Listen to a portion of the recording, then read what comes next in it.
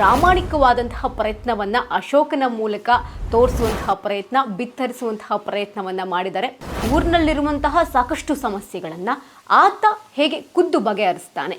ಅಷ್ಟೇ ಒಂದು ಮುದ್ದಾಗಿರುವಂತಹ ಕ್ಯಾರೆಕ್ಟರ್ ಅನ್ನ ಇಲ್ಲಿ ಸಪ್ತಮಿ ಗೌಡ ಅವರು ಪ್ಲೇ ಮಾಡಿದ್ದಾರೆ. ಒಂದಷ್ಟು ಸರ್ಪ್ರೈಸ್ ಎಲಿಮೆಂಟ್ಸ್ಗಳು ಕೂಡ ಇದೆ. ಒಂದ್ ಕಡೆ ಮ್ಯೂಸಿಕ್ ಕೂಡ ಈ ಸಿನಿಮಾದಲ್ಲಿ ಮಾತಾಡಿದೆ. ಆ ಒಂದು ಕ್ಲೈಮ್ಯಾಕ್ಸ್ ಅಲ್ಲಿ ಬಹಳ ಟ್ವಿಸ್ಟ್ ಅನ್ನ ಈ ಸಿನಿಮಾದಲ್ಲಿ ಇಟ್ಟಿದ್ದಾರೆ. ಹಾಯ್ ಹಲೋ ನಮಸ್ಕಾರ ವೀಕ್ಷಕರೇ, ಕನ್ನಡ ಪಿಕ್ಚರ್ನ ಈ ಒಂದು ವಿಶೇಷವಾದಂತಹ ಸೆಗ್ಮೆಂಟ್ಗೆ ತಮ್ಮೆಲ್ಲರಿಗೂ ಕೂಡ ಹಾರ್ಟ್ಲಿ ವೆಲ್ಕಮ್. ನಾನು ಪಲ್ಲವಿ ರಾಜ್. ಶುಕ್ರವಾರ ಬಂದೇ ಬಿಡ್ತು. ಶುಕ್ರವಾರ ಅಂತಂದರೆ ನಮ್ಮ ಸ್ಯಾಂಡಲ್ವುಡ್ಗೆ ಹಬ್ಬಗಳ ದಿನವಾಗಿ ಬಿಡುತ್ತೆ. ಇವತ್ತು ಕೂಡ ಒಂದು ವಿಶೇಷವಾದಂತಹ ಸಿನಿಮಾ ಬಿಡುಗಡೆಯಾಗಿದೆ. ಇಂತಹ ಸಿನಿಮಾಗಳು ನಮ್ಮ ಇಂಡಸ್ಟ್ರಿಗೆ ಬೇಕು ಅಂತ ಸಿನಿಮಾ ನೋಡಿದ ಮೇಲೆ ನಿಮಗೂ ಕೂಡ ಅನಿಸುತ್ತೆ. Rice of Ashoka, of course rice of Ashoka ಬಗ್ಗೆ ನೀವೆಲ್ಲರೂ ಕೂಡ ಕೇಳಿರ್ತೀರ. ನಮ್ಮ ಸ್ಯಾಂಡಲ್ವುಡ್ನ ಬಲನೇ ಈ ಒಂದು ರೈಸ್ ಆಫ್ ಅಶೋಕ ಮೇಲೆ ಇತ್ತು. ನೀನಾಸಂ ಸತೀಶ್ ಅವರು ಸಾಕಷ್ಟು ವರ್ಷಗಳ ಕಾಲ ಈ ಸಿನಿಮಾಗೋಸ್ಕರ ಒಂದಷ್ಟು ವರ್ಕ್ಶಾಪ್ ಮಾಡಿ ಹಾರ್ಡ್ ವರ್ಕನ್ನು ಹಾಕಿ ಒಂದು ಪ್ರಾಮಾಣಿಕವಾದಂತಹ ಪ್ರಯತ್ನವನ್ನು ಅಶೋಕನ ಮೂಲಕ ತೋರಿಸುವಂತಹ ಪ್ರಯತ್ನ, ಬಿತ್ತರಿಸುವಂತಹ ಪ್ರಯತ್ನವನ್ನು ಮಾಡಿದ್ದಾರೆ. ಸೊ ಈ ಸಿನಿಮಾದಲ್ಲಿ ಅಶೋಕನ ಪಾತ್ರವಾಗಿ ಸತೀಶ್ ಅವರು ಕಾಣಿಸ್ಕೊಂಡಿದ್ದಾರೆ. ಹಾಗೆ ಸಪ್ತಮಿ ಗೌಡ ಅವರು ನಾಯಕಿಯಾಗಿ ನಟಿಸಿರುವಂಥದ್ದು, ನಿರ್ದೇಶನ ಅಶೋಕ್ ಅವರು ಮಾಡಿರುವಂಥದ್ದು. ಪ್ರೊಡಕ್ಷನ್ ಅಂತ ಬಂದಾಗ one of the producer Ninasam Satish ಅವರು ಕೂಡ ಅವ್ರದ್ದು ಬ್ಯಾನರ್ ಕೂಡ ಇಂಟ್ರೊಡ್ಯೂಸ್ ಆಗಿರುವಂಥದ್ದು. ಒಂದು ವಿಶೇಷವಾದಂತಹ ಸಿನಿಮಾ. ರೀಸೆಂಟಾಗಿ ಇಂತಹ ಸಿನಿಮಾಗಳು ನಮ್ಮ ಇಂಡಸ್ಟ್ರಿನಲ್ಲಿ ಬಹಳ ವಿರಳವಾಗಿತ್ತು. But rise of Ashoka, landlord ಒಂದೇ ರೀತಿಯ ಸಿನಿಮಾ, ಆದರೆ ಬೇರೆ ಬೇರೆ ಕತೆಗಳನ್ನು ಹೇಳ್ತಾ ಇರುತ್ತೆ. ಅಂದರೆ ಅಶೋಕನಿಗೆ ಒಂದು ಸಮಸ್ಯೆ ಆಗಿರುತ್ತೆ. ಆ ಸಮಸ್ಯೆಯಿಂದ ಅವನು ಹೇಗೆ ಪಾರು ಮಾಡ್ಕೊತಾನೆ, ಜೊತೆಗೆ ಊರಿನಲ್ಲಿರುವಂತಹ ಸಾಕಷ್ಟು ಸಮಸ್ಯೆಗಳನ್ನು ಆತ ಹೇಗೆ ಖುದ್ದು ಬಗೆಹರಿಸ್ತಾನೆ. ಈ ಒಂದೊಂದೇ ಕತೆಗಳು ಎಲ್ಲದಕ್ಕೂ ಕೂಡ ಲಿಂಕ್ ಇದೆ. ಆ ಲಿಂಕನ್ನು ತೋರಿಸುವಂತಹ ಪ್ರಯತ್ನ ಇಲ್ಲಿ ರೈಸ್ ಆಫ್ ಅಶೋಕದಲ್ಲಿ ಸತೀಶ್ ಅವರು ಮಾಡಿದ್ದಾರೆ. ಜೊತೆಗೆ ಈ ಒಂದು ಕತೆ ಒಂದು 70-80ರ ದಶಕದಲ್ಲಿ ನಡೆದಿರುವಂತಹ ಸ್ಟೋರಿ ಆಗಿರೋದ್ರಿಂದ ನಿಮ್ಮೆಲ್ಲರಿಗೂ ಕೂಡ ಗೊತ್ತಿರುತ್ತೆ, ಆಗಿನ ಕಾಲದಲ್ಲಿ ಜಾತಿ ವ್ಯವಸ್ಥೆ ಅನ್ನೋದು ತಾಂಡವವಾಡ್ತಾ ಇರುತ್ತೆ. ಒಬ್ರನ್ನ ಕಂಡ್ರೆ ಒಬ್ರಿಗೆ ಆಗ್ತಾ ಇರಲಿಲ್ಲ. ಕೆಳ ಜನಾಂಗದಲ್ಲಿ ಇರುವವ್ರನ್ನ ಕಂಡ್ರೆ ಮೇಲ್ ಜನಾಂಗಕ್ಕೆ ಆಗ್ತಾ ಇರಲಿಲ್ಲ. ಆಗಿನ ಕಾಲದಲ್ಲಿ ಒಂದು ಜಾತಿ ವ್ಯವಸ್ಥೆ ತಾಂಡವವಾಡ್ತಾ ಇರುತ್ತೆ. ಯಾರಾದರೂ ಕೆಳಗಿನ ಜನರು ಏನಾದರೂ ಒಂದು ಸೈಟ್ ತಗೊಂಡ್ರೋ, ಮನೆ ತಗೊಂಡ್ರೋ, ಭೂಮಿ ತಗೊಂಡ್ರೆ, ಗದ್ದೆ ತಗೊಂಡ್ರೆ ಇವ್ರು ಯಾರಿಗೂ ಕೂಡ ಆಗ್ತಾ ಇರಲಿಲ್ಲ. ಅಥವಾ ಅವರಿಗೆ ಒಂದು ಗೌರ್ಮೆಂಟ್ ಕೆಲಸ ಸಿಕ್ಕಿದ್ರೂ ಕೂಡ ಅದು ಸಹಿಸ್ಕೊಳ್ಳೋಕೆ ಆಗ್ತಾ ಇರಲಿಲ್ಲ. ಅಂತಹ ಸಮಯದಲ್ಲಿ ನಡೆಯುವಂತಹ ಒಂದು ಕಥೆನ ಬಹಳ ಸುಂದರವಾಗಿ ಚಿತ್ರಿಸುವಂತಹ ಪ್ರಯತ್ನ ಇಲ್ಲಿ ಸತೀಶ್ ಅವರು ಮಾಡಿದ್ದಾರೆ. ಜೊತೆಗೆ ಅಷ್ಟೇ ಒಂದು ಮುದ್ದಾಗಿರುವಂತಹ ಕ್ಯಾರೆಕ್ಟರನ್ನು ಇಲ್ಲಿ ಸಪ್ತಮಿ ಗೌಡ ಅವರು ಪ್ಲೇ ಮಾಡಿದ್ದಾರೆ. ತುಂಬ ನಮಗೆ ಅಟ್ರ್ಯಾಕ್ಟ್ ಮಾಡುವಂಥದ್ದು ಸಿನಿಮಾದಲ್ಲಿ ಸಪ್ತಮಿ ಗೌಡ ಅವರ ಕ್ಯಾರೆಕ್ಟರ್. ಒಂದು ಲವ್ ಸ್ಟೋರಿ ಇರುತ್ತೆ. ಜೊತೆಗೆ ಅಪ್ಪನೇ ಆ ಮಗಳನ್ನು ಮದುವೆ ಆಗು ಅಂತೇಳಿ ಸತೀಶ್ ಅವ್ರಿಗೆ ಹೇಳಿದಾಗ ಅಲ್ಲಿ ಕತೆಗೆ ಸಿಕ್ಕಾಪಟ್ಟೆ ಟ್ವಿಸ್ಟ್ ಸಿಗುತ್ತೆ. ಈ ಸಪ್ತಮಿ ಗೌಡ ಅವರು ಒನ್ ಆಫ್ ದಿ ಟ್ವಿಸ್ಟರ್ ಅಂತಲೇ ಹೇಳ್ಬೋದು ಈ ಸಿನಿಮಾಗೆ.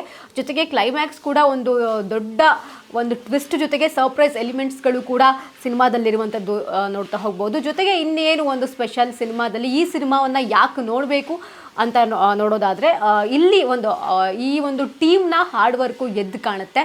ಇದರೊಂದಿಗೆ ನಮ್ಗೆ ಏನನ್ಸುತ್ತೆ, ಒಂದು 70-80ರ ದಶಕದಲ್ಲಿ ನಾವ್ಯಾರೂ ಕೂಡ ನೋಡಿರ್ಲಿಕ್ಕೆ ಸಾಧ್ಯವಿಲ್ಲ. ಕೇಳಿರ್ತೀವಿ ಹಾಗಾಯ್ತಂತೆ, ಹೀಗಾಯ್ತಂತೆ ಅಂತ ಹಿಸ್ಟ್ರಿನಲ್ಲಿ ಕೇಳಿರ್ತೀವಿ. ಸೊ ನಾವು ಯಾವುದು ಕೂಡ ಅದನ್ನ ಇಮ್ಯಾಜಿನ್ ಕೂಡ ಮಾಡ್ಕೊಂಡಿರ್ತೀವಿ. ಬಟ್ ಸಿನಿಮಾದ ಮೂಲಕ ಆಗಿನ ಕತೆಗಳು ಬಂದಾಗ ನಮಗಿನ್ನೂ ಕೂಡ ಒಂದು ಕ್ಯೂರಿಯಾಸಿಟಿ ಹುಟ್ಟಿಸುತ್ತೆ, ಓ ಹೀಗಿತ್ತಾ ಹಾಗಿತ್ತಾ ಅಂತ. ಸೊ ಅದಕ್ಕೆ ಇಲ್ಲಿ ಅವಕಾಶ ಇದೆ. ಒಂದಷ್ಟು ಸರ್ಪ್ರೈಸ್ ಎಲಿಮೆಂಟ್ಸ್ಗಳು ಕೂಡ ಇದೆ. ಅವರ ಲುಕ್ ಮ್ಯಾಟ್ರ್ ಆಗುತ್ತೆ. ಜೊತೆಗೆ ಆ ಒಂದು ಹೇರ್ ಸ್ಟೈಲ್ ಆಗಿರಬಹುದು, ಕಂಪ್ಲೀಟಾಗಿ ಸಪ್ತಮಿ ಗೌಡ ಆಗಿ ನೀನಾಸಂ ಸತೀಶ್ ಅವರ ಒಂದು ಲುಕ್ಕು ನಮಗೆಲ್ರಿಗೂ ಕೂಡ ಒಂದು ನಮ್ಮ ಹೃದಯಕ್ಕೆ ಹತ್ತಿರವಾಗುತ್ತೆ ಅಂತಲೇ ಹೇಳ್ಬೋದು. ತುಂಬ ಮುದ್ದಾಗಿ ಇಬ್ಬರು ಕೂಡ ಕಾಣಿಸ್ಕೊಂಡಿದ್ದಾರೆ. ಒಂದು ಹೇರ್ ಸ್ಟೈಲ್ ಆಗಿರಬಹುದು, ಒಂದು ಚಿಕ್ಕ ವಿಚಾರಕ್ಕೂ ಕೂಡ ಬಹಳ ಇಂಪಾರ್ಟೆನ್ಸನ್ನು ಕೊಟ್ಟಿದ್ದಾರೆ. ಇದು ನಮಗೆ ಇಷ್ಟವಾಗ್ತಾ ಹೋಗುತ್ತೆ.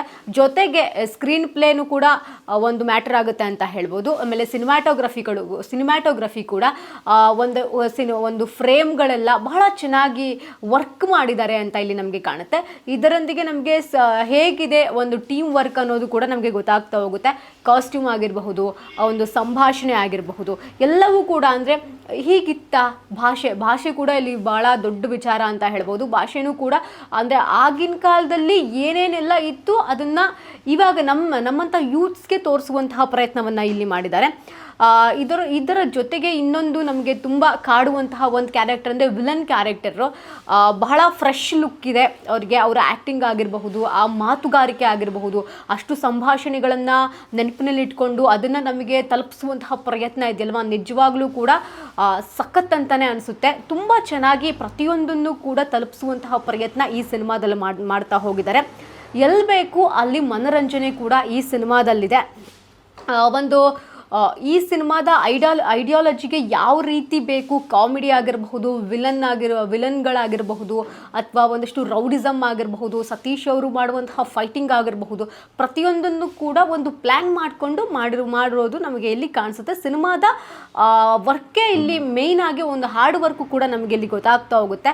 ಜೊತೆಗೆ ನೀನಾಸಂ ಸತೀಶ್ ಅವರಿಗೆ ಒಂದು ಸಾಥ್ ಕೊಟ್ಟಿರುವಂಥದ್ದು ಜಗಪ್ಪ ಅವರು. ಸೊ ಆ ಜಗಪ್ಪ ಅವ್ರ ಕ್ಯಾರೆಕ್ಟರ್ ಕೂಡ ಅವರ ಈ ಹಿಂದಿನ ಯಾವ ಸಿನಿಮಾದಲ್ಲೂ ಕೂಡ ಅವರ ಆ ಕಾಸ್ಟ್ಯೂಮು, ಆ ಲುಕ್ಕನ್ನು ನೀವು ನೋಡೋಕ್ಕೆ ಸಾಧ್ಯನೇ ಇಲ್ಲ.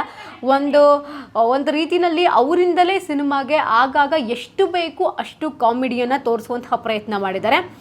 ಕೆಲವೊಂದು ಕಡೆ ನಮಗೆ ಸೀನ್ಗಳೇ ಮಾತಾಡಬೇಕು, ಹೀರೋನೇ ಮಾತಾಡಬೇಕು, ಹೀರೋಯಿನ್ನೇ ಮಾತಾಡಬೇಕು ಅಂತ ಏನಿಲ್ಲ.